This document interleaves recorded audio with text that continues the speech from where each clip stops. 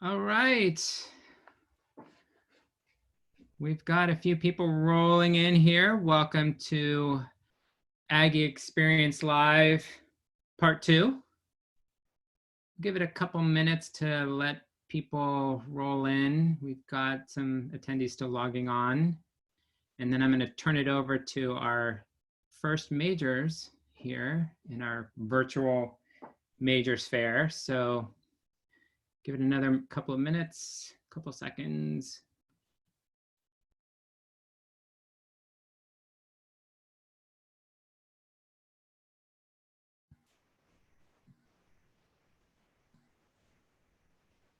All right. It's 5:31, so we should get started because I know psychology and cognitive science are two of our most popular majors. So I'm going to turn it over to Stacy, who is going to lead you through some presentations. Stacy, take it away.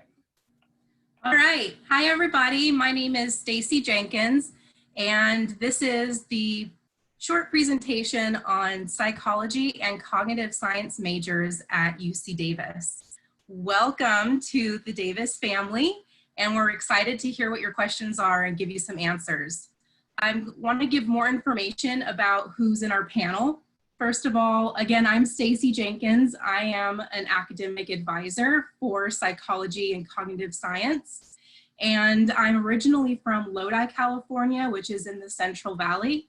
And I got my degree in psychology and minors in English and communication studies from Chico State. And then I got a master's degree in education from University of the Pacific. And a fun fact about me is I have 3 cats. They're my fur babies, and I actually named them after Twilight characters. We have a few more panelists, and I'll have them introduce themselves now.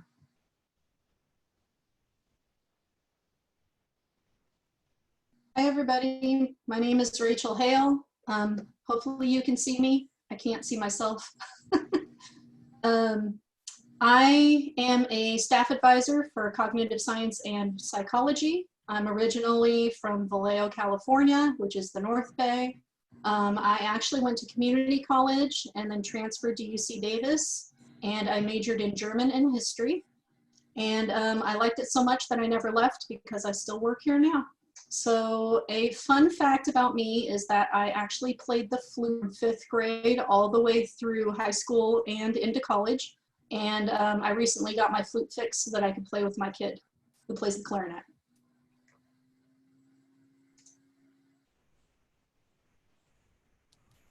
Hi, everyone. My name is Melina Gillies-Doherty. I'm the undergraduate programs manager for psychology and cognitive science. I also went to UC Davis for undergrad. I studied international relations and history and really enjoyed those, as well as all of my general education classes. I also went to Sacramento State University for a master's degree in educational leadership. And I love Davis so much that I have come back as staff, and I really love working here, and I hope you love it as much as I do. A fun fact about me, I really love juggling. That's something that I do to de-stress. So you might see me juggling outside of Young Hall one of these days.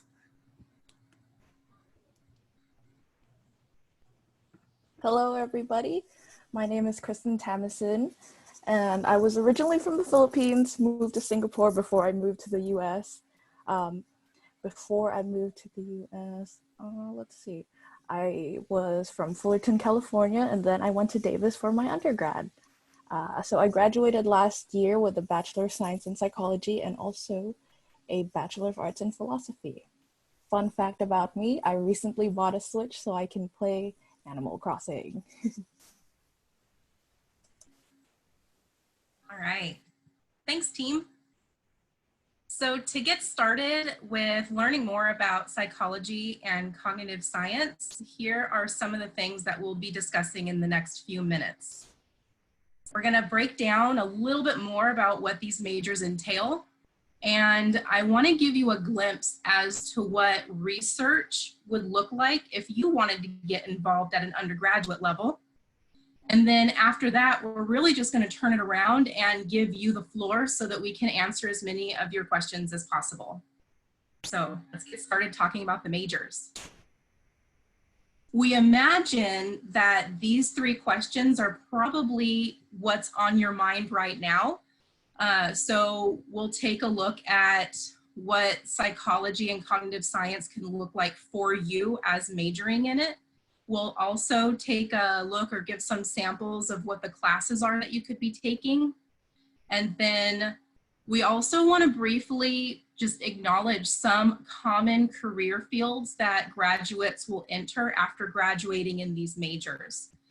We have a handout that we're going to give to you at the end of the presentation electronically, so that these three questions in particular, you have more information electronically that will stay with you afterwards. So if you're interested in psychology, you have three options. The most general option for psychology is our Bachelor of Arts, or an AB, which UC Davis uses the Latin form of Bachelors of Arts, and that's why the A comes before the B. And this is general psychology that allows students to really tailor it to what their interests are in psychology, where you have a chance to kind of focus in four different areas of psychology. So the areas of psychology that our faculty really specialize in is neuroscience or cognition, biological psychology, personality and social psychology, and then developmental or lifespan psychology. We also have a separate focus in quantitative psychology, and I'll talk more about that in a second. So if you wanted to be more specialized than what the general Bachelor of Arts can offer you, we do have two Bachelors of Science options. The first Bachelor's of Science in psychology is with a biological emphasis, where students can really get a whole bunch of STEM classes done towards maybe a science that they're preparing for in grad school. It has bio, chem, physics, calculus.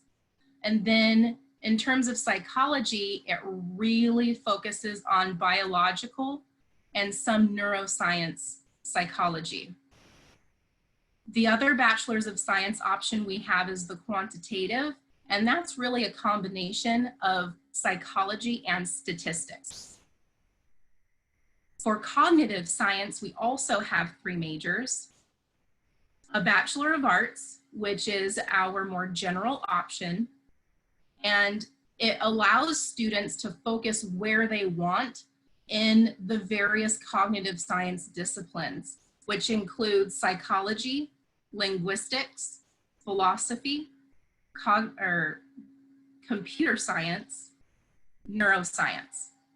So if there's one or two of those disciplines that really interest you in cognitive science, you can still focus on those with the Bachelor's of Arts.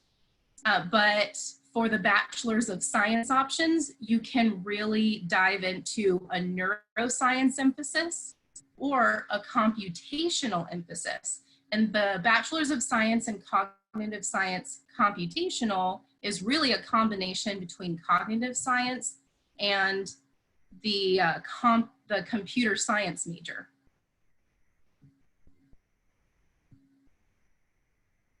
Okay. This is a snapshot of what the handout is that we're going to make available to you at the end of the presentation, so that you can see there's some sample courses that are available on this sheet to give you a sense of what will it look like when you actually start taking major classes. So for instance, on psychology, you'll see that there's classes like human memory, psychology of music, there's health psychology, there's also abnormal psychology, where you learn about psychosis, and developmental psychology classes like infant development or developmental disorders, which is where you would learn about ADD or autism. And then the other piece of information about psychology you'll get on this handout is some really common areas for careers that students often seek when they graduate in psychology. So you'll notice there's a lot of therapy or counseling type of professions on this sheet. And there's also things like education and business and the healthcare industry.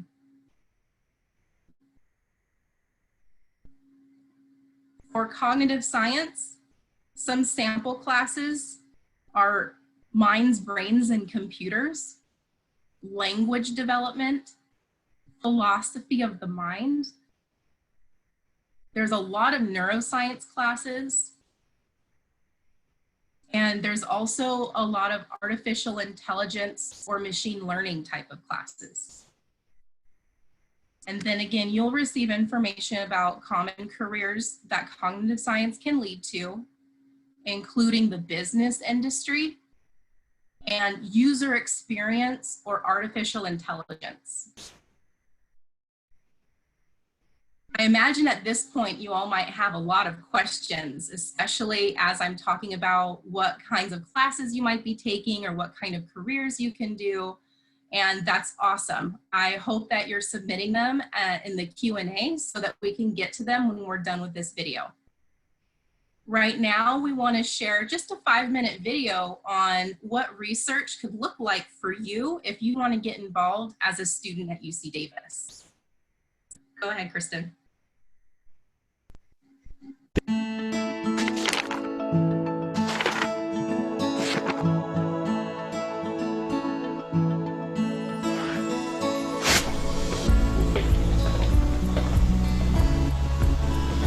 Hey, come on in. Yeah, have a seat. Excited?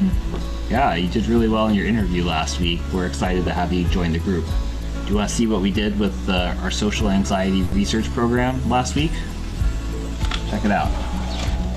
This is a video of the social interaction test that we use in most of our studies.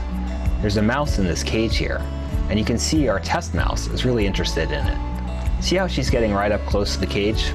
This is pretty typical in mice. If they come across a mouse they don't know, they want to check it out. Now, look at this mouse. See how she's staying back? She's not approaching the cage, but she's paying attention to it at the same time. We measure how much time the mouse is sort of watching the cage, and we call that social vigilance. This behavior is interesting because developmental psychologists see a very similar combination of avoidance and vigilance sometimes in children. They call it behavioral inhibition, and it's one of the biggest risk factors for developing an anxiety problem later in life. So in humans, we can take a brain scan and see what parts of the brain are active when a person is feeling anxious, but we can't see what individual cells are doing. We can do that in mice. Today, you're going to see why that's important. Let's go up.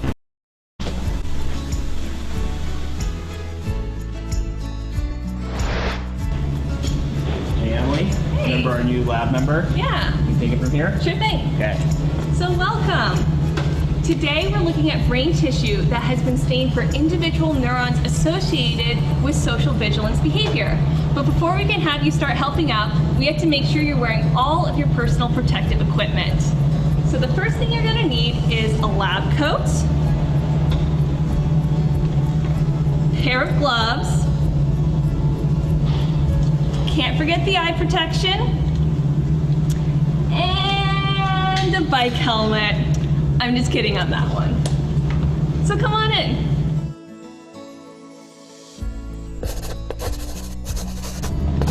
We're going to be looking at brain tissue that has been stained for oxytocin-producing neurons. Now, oxytocin is a hormone that has gotten a lot of buzz recently for being associated with good feelings like love, social interaction, and parenting behavior. But oxytocin can actually work to increase anxiety in some circumstances. We're trying to figure out why that is. Our main hypothesis is that oxytocin is working in some regions of the brain to help promote those feel-good feelings, but working in other regions of the brain to actually promote anxiety behaviors. So why don't you take a seat and we can talk about this a little bit more. here we're looking at slices of brain tissue that are being incubated in an antibody that binds to oxytocin. The antibody has fluorescent molecules in it that allow us to see which neurons are producing oxytocin. So once we finish staining the brain tissue, we mount it into the glass slides, and then we can look at it under the microscope. How about we have you come take a look yourself? All right, and it's this way. Hey, Pei. Hey, this is our new undergrad. I was hoping you could show them some of the brains we had previously stained with the oxytocin antibody. Of course, come on in. So in order to see the stains we applied, we need to shine a special light onto the slides. It's kind of like a black light. Come here and take a look.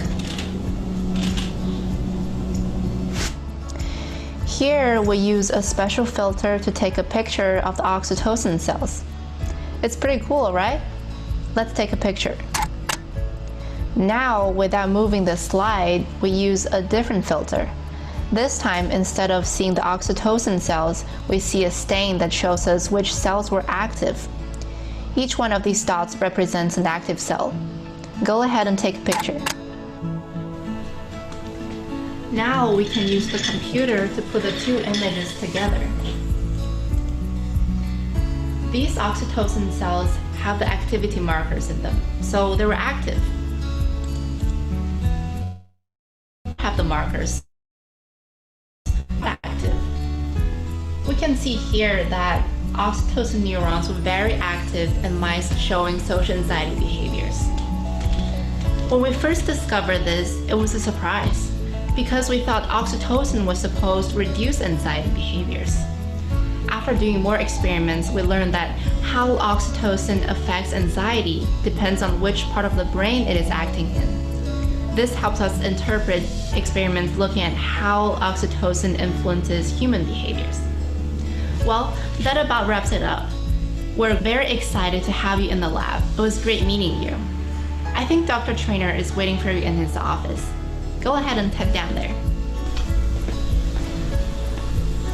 Hey, welcome back. Come on in. Well, hopefully now you have a better feel for the work that we're doing in the lab.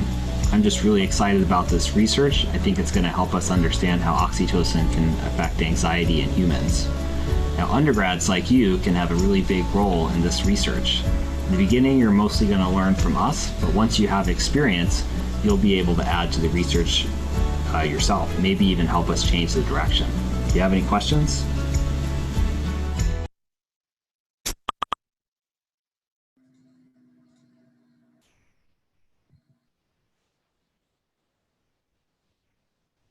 All right, we just need a minute to get back to our slides.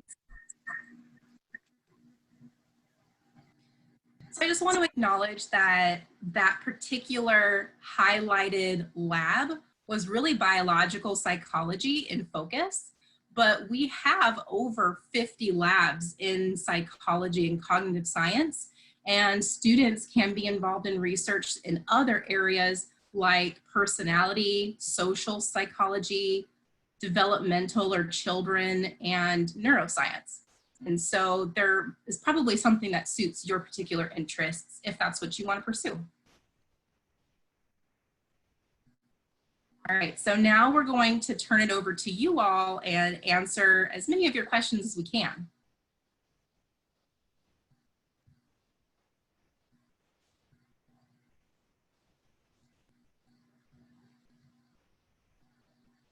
Oh, there I am. Okay. So we are getting some very specific questions about like IB scores and things like that. We're not going to answer those right now, but you will definitely have a summer advising appointment with us. And we will answer stuff like that then because it is very specific to the person. So we're not going to do that today. Somebody asked, how do we pick or do we pick our degree type after the introductory courses? You can, if you know that you're interested in the science already, then you could definitely know that you want to be Bachelor of Science right now, but you're allowed to change your major. So if you everybody comes in as a Bachelor of Science automatically. If you want to change over to the Bachelor of Arts after you've been here for a quarter, you are welcome to do that. Another one is, what is the course format for BS in psychology? How will courses be as time progresses within the 4 years of college? Do you want to answer that, Stacy? Sure. If I'm understanding the question correctly, I think maybe someone wants to know more about what classes you take as a freshman compared to what you take as a sophomore, junior, or senior. So that's how I'll answer it. So freshmen in psychology, if you are on a Bachelor of Science track, you're probably focused on an introduction to psychology and then biology, chemistry, and math, specifically calculus. So it's a priority to get some of that done in your first year. And then in your sophomore year, you'll continue with your sciences, but you can also begin taking some of the upper division psychology classes, which are really the more specific psychology classes that might address your particular interests in psychology. And so sophomore, junior, and senior year is really when students get to take more of the deeper level or highly focused psychology courses. Okay, next question. Oh, I lost it. Somebody said that they were admitted as an NPB major and wanted to know about changing their major. You are definitely allowed to do that. You do have to be here for a full quarter and have grades for the fall quarter before you can do that. But you're allowed to change your major several years down the road. So yes, if you came in as a different major and you want to switch over to our majors, that's fine. Somebody wants to know if they plan on going to medical school for psychiatry, what in-depth psychology courses do we recommend? Stacy, you want to answer that? Yeah. Okay. So students who are interested in psychiatry are going to end up being pre-med because you'll go to medical school for psychiatry. And those students are really just focused on a regular pre-med track, which is biology and chemistry, organic chemistry, calculus, and physics.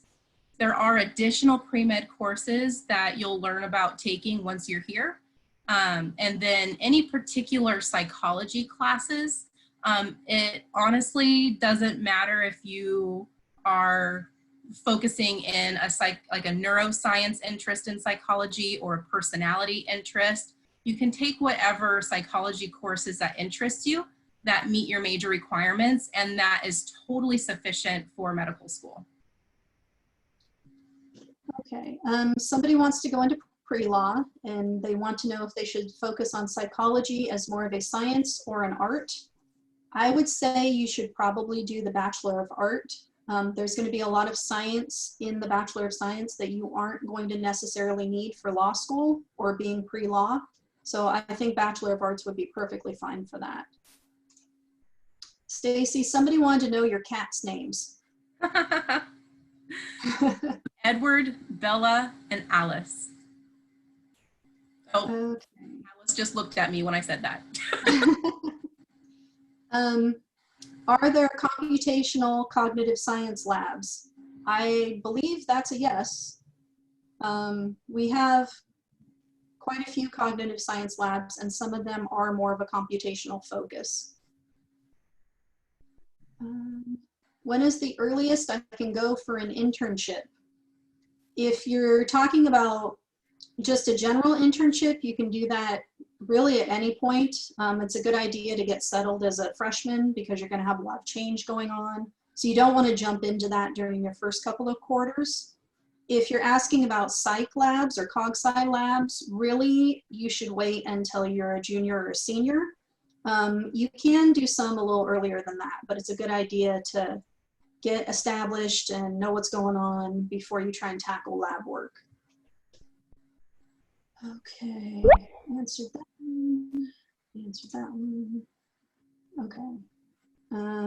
What's the highest level of math I would have to take if I'm planning to pursue the BA in psychology? That only requires statistics. So you don't have to do calculus or anything along those lines. So us non-math people, yay! Okay. Can I do cog science and have both neuroscience and computational emphasis? You want to answer that, Stacy? Sure. You cannot do more than one version of the major at a time. So if you are interested in neuroscience emphasis, you could minor in computer science and accomplish your goals the same way. Okay. In terms of employability or grad school, does the BA or the BS matter? Honestly, it really depends on what you want to do. But even if you want to go to medical school, I've heard that they like to see more variety. So you don't have to be a bioscience or a psych BS to get into med school. There are, well, like for going to psych grad school, getting a PhD or a PsyD, it doesn't matter if you want to do the Bachelor of Arts or the Bachelor of Science. It more matters what classes you take to prepare. Did I answer that all the way, Stacy? Yep. Anything to add? Okay. Let's see here.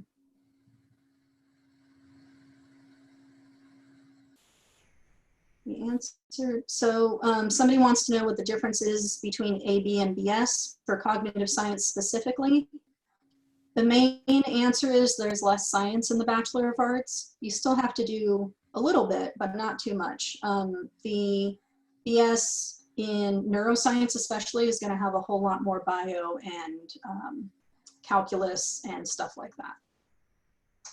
Okay. Can I get an AB in psychology and BS in cognitive science and vice versa? The answer to that is yes. You just have to be very careful with what courses you're overlapping because you're only allowed a specific number of courses to count for both majors.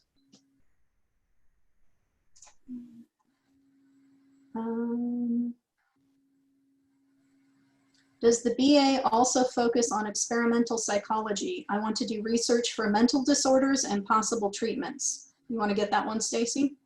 Yeah, a Bachelor of Arts will get you there. If you have a particular interest in biological psychology and that's the area of research you want to do, then the biological emphasis, the BS, is probably better for that. But if you wanted to really focus on a different area of psychology, even experimental psychology, there's different focuses that you can take with it. And if it's something that's more along lifespan or developmental, child development or personality, then you absolutely do not need a bachelor's of science. And if you are specifically interested in doing methods or some kind of meta areas of research, then consider the quantitative emphasis, because really that is one of the main purposes of that particular emphasis, is because it really allows you to specialize in statistics, and that will really equip you for that kind of grad school work. Okay. Would a BS in psychology be recommended instead of a BS in cognitive science if I am going into nursing? Not necessarily, as long as you take the classes that are required for nursing school. You can really be any major you want. We've had people go to nursing school who actually were psych Bachelor of Arts. They just took the required classes that they needed. All right. Do you want to answer one more question, or are we wrapping up, Stacy? Let's do one more and then we'll wrap it up. Okay.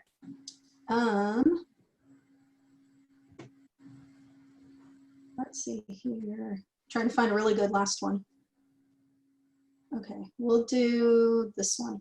How easy is it to be involved in research in the cognitive science major? That go ahead. Depends. I was just going to say some labs are competitive because we do have a lot of labs, but sometimes some are more popular than others. So it's not, I don't want to say it's easy to get into a lab, but we do have a lot of labs and we are a research institution. So it is easy to get involved in research. I'd say be flexible in the lab options and be persistent in Yes. letting your faculty know that you're interested, and you'll be okay. Yep. All right, thanks, Rachel. Yep, no problem. I just want to discuss some things on our last slide. You can find more information and get to know some students in these majors through our social media. You can also find us on our website and email addresses. Lots of information about the majors and research on the website, so check that out. And in the bottom right-hand corner, please write down the tiny URL, because that's how you'll have access to the handouts that I showed you earlier in the slides. Is there anything else I should mention, team? I can't think of anything right now. I think you did a good job. All right. For the questions that we didn't have a chance to answer, we're going to try our best to put together some responses for you and share it at the link at the bottom of our slide. Thank you. Hey, Stacy, I just want to make one more point. Go ahead, Mark. Thanks. That we are recording this session. And so you'll have access to the link. The link will be on the site that the Zoom information was on. So all of this will be recorded as well. Great. All right. Bye, everybody.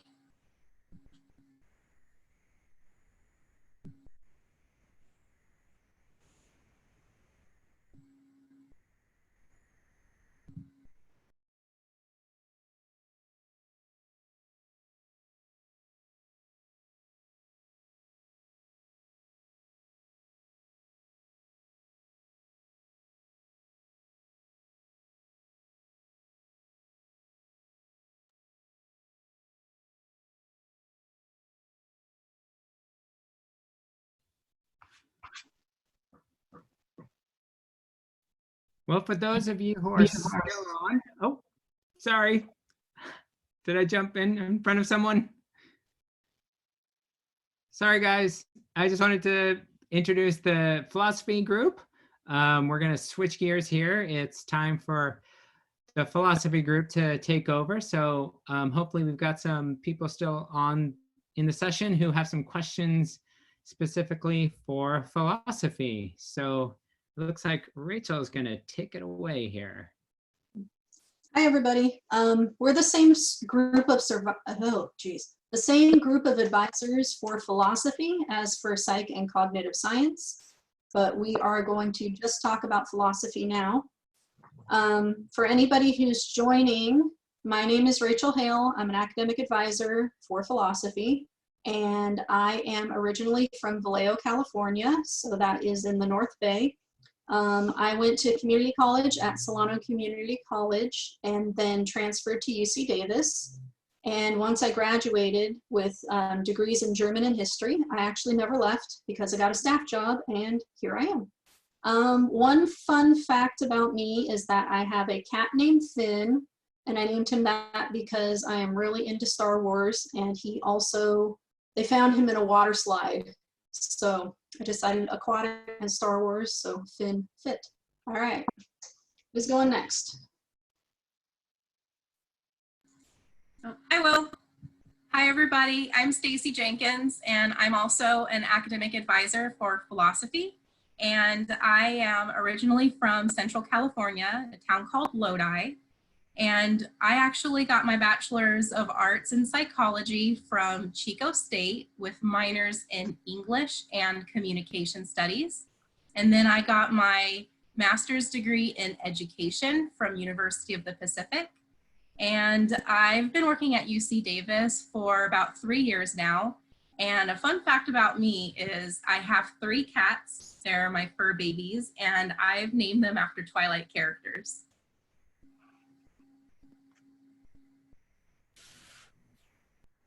Hi, everyone. I'm another one of the members of the advising team in philosophy. My name is Melina Gillies Doherty. I don't know why. I think I have something covering my camera. You've got So I stripes. apologize for that. We are all working remotely right now due to COVID-19, so we're just kind of feeling this out as we go. So I am originally from Redding, California, which is a few hours north of Davis. And I also attended Davis for my undergraduate studies. I studied international relations and history, and I love Davis so much that I have stayed here, working here as staff. So a fun fact about me is that in another lifetime, I was a musician. I'm still a musician, but now it's just for fun. But once upon a time, that was what I did, touring the country playing music. So if any of you are musicians, you'll have to stop by our office one of these days, and I always love to chat about music. Hello, everybody. My name is Kristen, and I'm also one of the staff advisors here, advising for philosophy, but also cognitive science and psychology. I graduated from UC Davis last year with a Bachelor of Science in Psychology and Philosophy.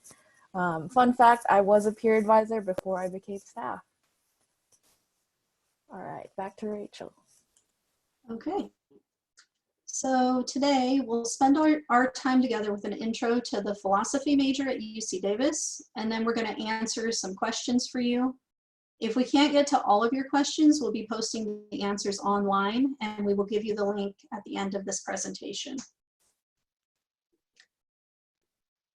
Okay, so here are some common questions that people ask. What does majoring in philosophy look like at UC Davis? What sort of classes will I be taking? And what careers can I pursue after I graduate? We're going to try and answer those questions right now. So philosophy at UC Davis is a Bachelor of Arts. We call it an AB. It's just the Latin way of saying Bachelor of Arts. We have 3 different emphases. There's the general emphasis, which is the most broad. And basically you can design your own emphasis in philosophy by the kinds of classes that you take. So if you like one kind of philosophy more than others, you can take more classes of that. The pre-law emphasis is designed to prepare students for entry into law school. Philosophy students regularly outperform their peers on the LSAT, which is the law school entrance exam, so that's a fun fact. The pre-med emphasis is designed to prep students for entry into med school. It gives a firm grounding in critical thinking and analytical abilities that med school admissions boards value. All right. Some of the kinds of, so this is the sheet that we will have at the end. We'll have a link to it, so you can look at this as much as you want. But it goes over the different emphases and lists some of the classes that you might be taking. We have many different kinds of philosophy at UC Davis, many different groups. There's general, ancient, early modern. We have philosophy of mind, ethics, which is very popular, philosophy of science, philosophy of language, metaphysics, and theory of knowledge. So hopefully those sound good to some of you. Some of the careers that you can get in philosophy, of course, you could be a lawyer, you can go to law school. That's probably one of the most popular. But there's also things for you to do if you decide to focus on ethics. You could be on an ethics committee for a hospital, or work for a regulatory agency such as the EPA. So what else? Yeah. So those are some fun things. And we have this whole list, so you can go over that when the presentation's done. Yeah, I guess we're already to the Q&A, so we're gonna go ahead and do that. Hopefully we get some really good questions from you all, and we're gonna answer as many as we can. If we can't get to all of them, we will be posting them at the same place that we're going to post the sheet that you just saw. All right. All right, you all. So if you're a philosophy student who's joined us, then you'll see in the question and answers, if you can see them all, there's a whole lot of questions about psychology and cognitive science. We're not going to address those now because we're focused on philosophy right now. So for all of you philosophy students, please type your questions in the Q&A and we'll address them out loud.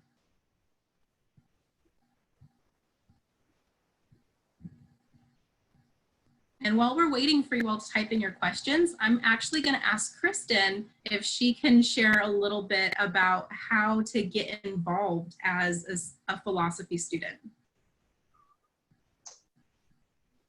For sure. So when I was an undergrad, I was involved in one of the clubs or organizations on campus. We have, I believe, several philosophy-oriented clubs, but the one I was involved in was UPAL, which is Women in Philosophy, basically. So in UPAL, we had professors mainly discussing about what the issues women in philosophy face or anything like that. But there's also the general philosophy club, or I believe Davis also now has like an ethics related club. So if you're interested in ethics, we have that too. There's also minorities in philosophy.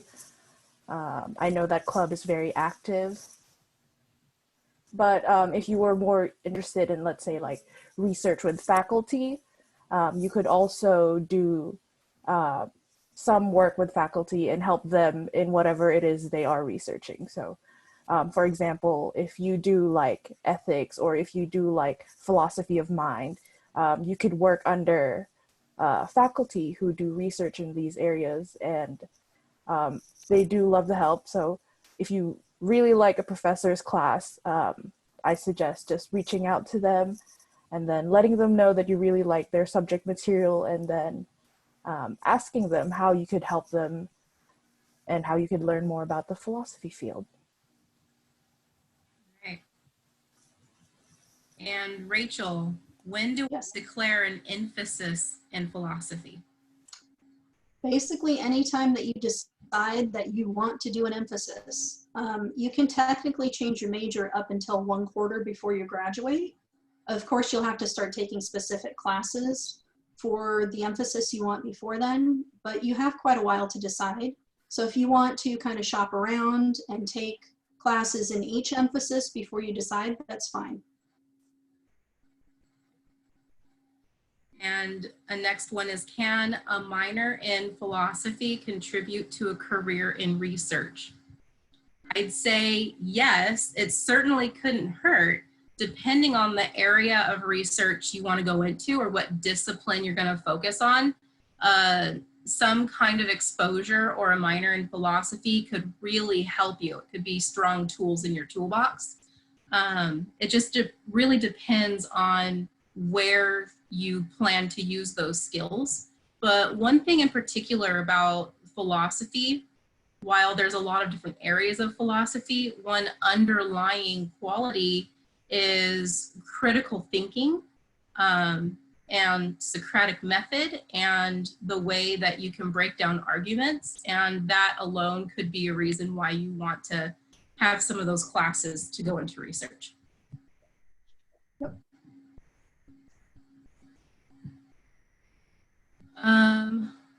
How does the emphasis change curriculum?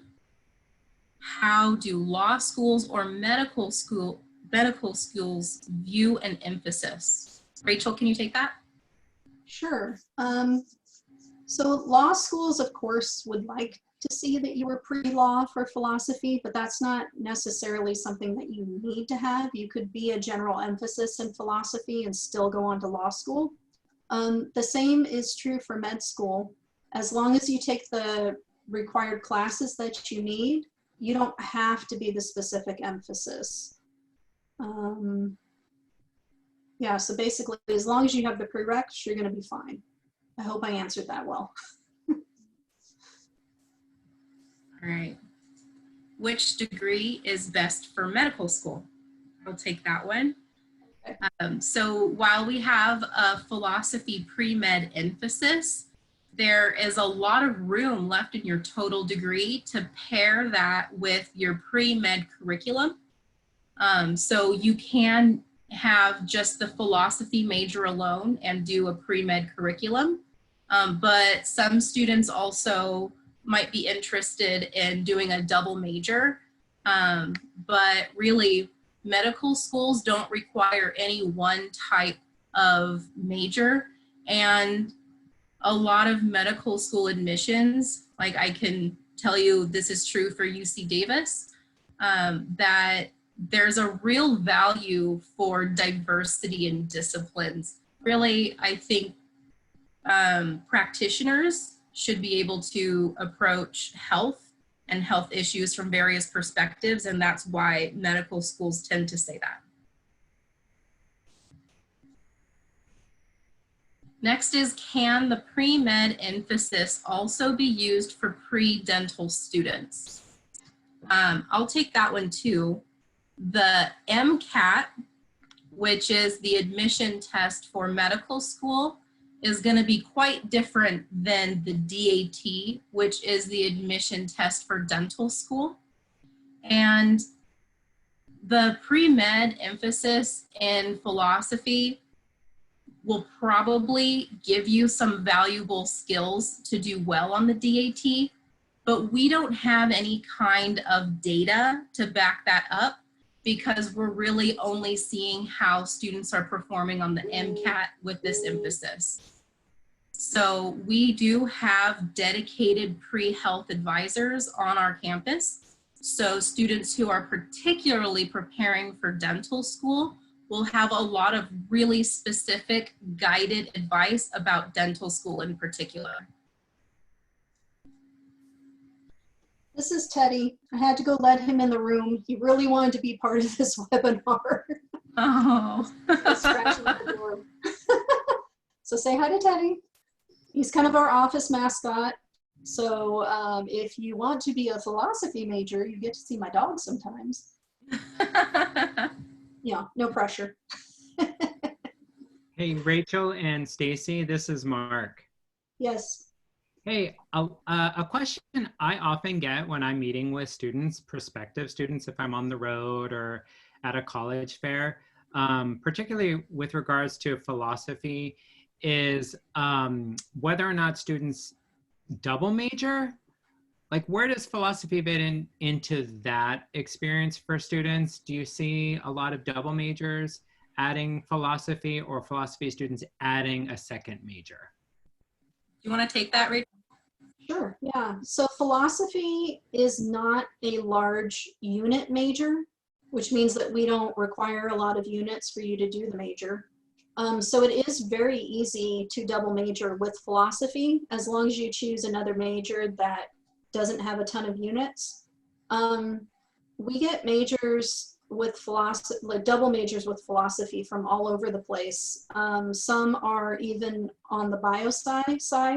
So if you wanted to go on to med school, you could definitely double major in philosophy and then something with bio. Another common double is with math and physics, math and philosophy, sorry. Gosh, I'm trying to think what other doubles we see. I can attest to that. I was a double major in philosophy and psych. And So philosophy and cognitive science is common too. Yep, for sure.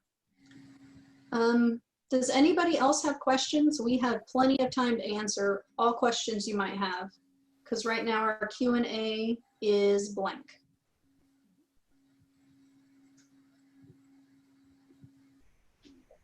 I'll mention also that one other aspect of philosophy that we hear from our students is that our faculty really like to be involved with our students in philosophy.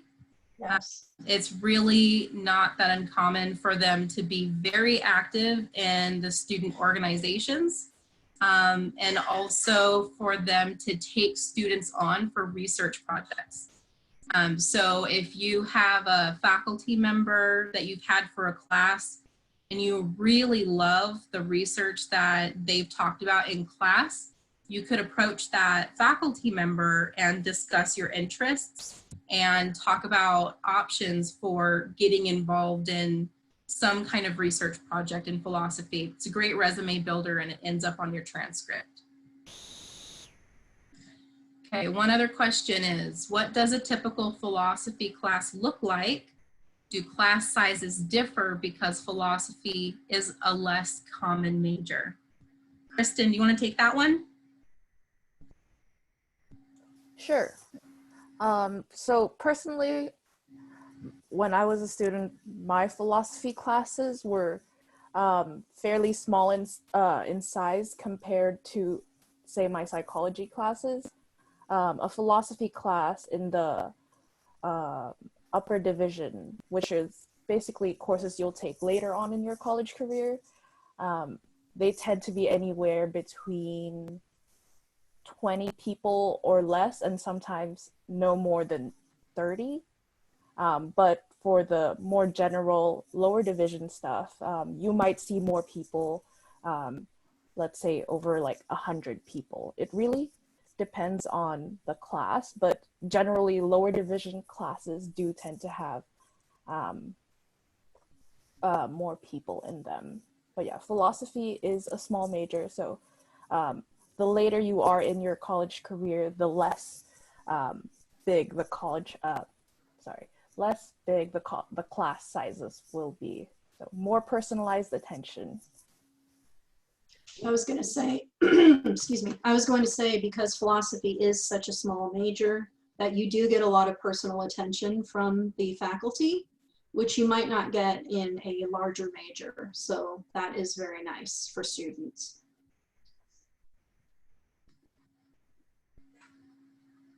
Okay, any more questions? Come on, guys, we can answer them all. I have a question. It's Mark again. Okay, hi. How is remote instruction going? How is remote instruction going, if you're hearing about that from your students, your current students? And how are you connecting with your current students now through remote advising? Do you guys want to just talk about that and let people know sort of how we're handling that right now? Sure, that's actually a really good question. For remote advising, us advisors are using Zoom, and we're still doing one-on-one appointments with our students that way. And some students choose not to turn their camera on, so it's more like a phone appointment, but that's okay. But most people do like to see our faces and are turning their cameras on. I've heard from students that online instruction is a little weird, but they're doing fine with it.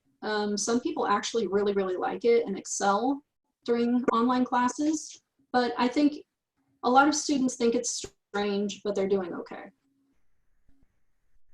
Anything to add, Stacy?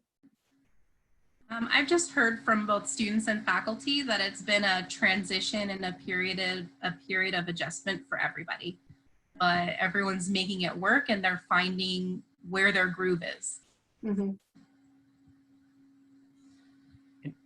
What kind of philosophy research projects are available and how can I get involved?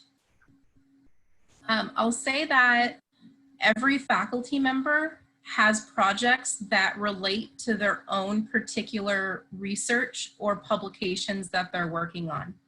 And so in various areas of, or the areas of specialty that our philosophy faculty have, that is basically the areas of research that may become available to students. So it could be things like ethics, metaphysics, ancient philosophy, where you're doing like a textual analysis of script, like older scripts, manuscripts.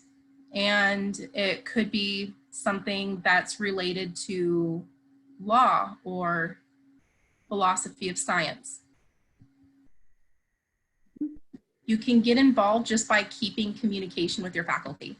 So the more you build a rapport or relationship with your faculty, specifically around your interests with research, that's the best way to get involved. Anything to add, Kristen or Rachel? Nope, not right now. No, I think you said it perfectly. Yeah. Yeah, if nobody has any more questions, we can definitely wrap up. Kristen, there you go. So we do have our email and our website posted here, our Instagram. The tiny URL down at the bottom right of the screen is where we'll have the flyers that were on the screen earlier.